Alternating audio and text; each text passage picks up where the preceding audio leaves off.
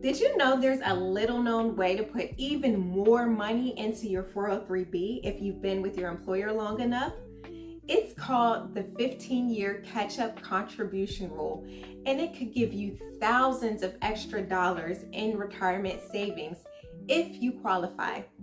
We all know about the regular contribution limits.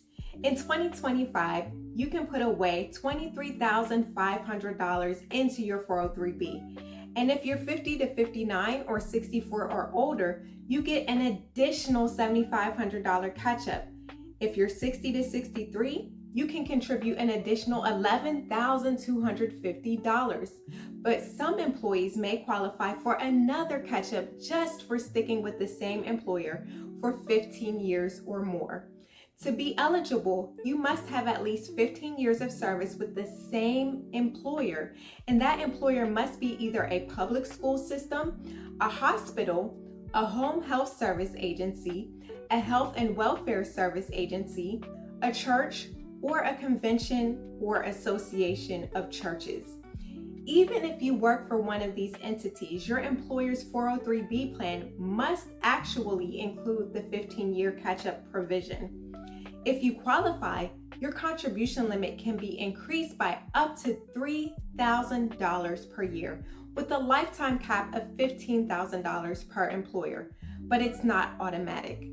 The actual amount you can contribute can be the lesser of either $3,000, $15,000 minus the total of any past 15-year catch-ups you've already used, or $5,000 times your years of service with that employer minus all the elective deferrals you've already made to your 403b or similar plans.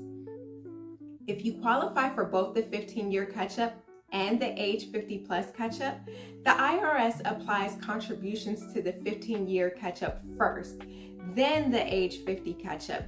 That means even if you think you're only using the age 50 catch-up, part of it could be counted against your 15-year lifetime maximum. Let's look at an example. Say you're 52 years old and you've worked at your hospital for 20 years. You will be able to contribute up to the standard 403b limit of $23,500. Additionally, you can contribute up to $3,000 towards the 15-year catch-up. Lastly, you can contribute the 50 plus catch-up contribution of $7,500. It's important to mention that designated Roth contributions also count towards these limits. Before you jump into making the 15-year catch-up contribution, be mindful that determining years of service can be tricky. Full-time versus part-time, partial years, and even working at different schools or hospitals with the same system can all affect the calculation. You want to make sure you confirm your years of service with HR prior to making the contribution. You may be wondering, if you switch schools within a school system or hospitals within a hospital system, does it still count as working for the same employer? The answer is yes. So if you're a teacher in the Frederick County Public Schools in Maryland, and you go from working at Waverly Elementary School to Tuscarora Elementary School, your years of service will still count as working for the same employer. Likewise, if you're a nurse in Minnesota who works at Abbott Northwestern and then moves to United, your years of service count as working for one employer. So if you've dedicated 15 years or more to the same school, hospital, or nonprofit, you might be eligible to save more than most people realize. But since the calculations can be complex, make sure to review your history with HR or talk to a financial planner who can help run the numbers.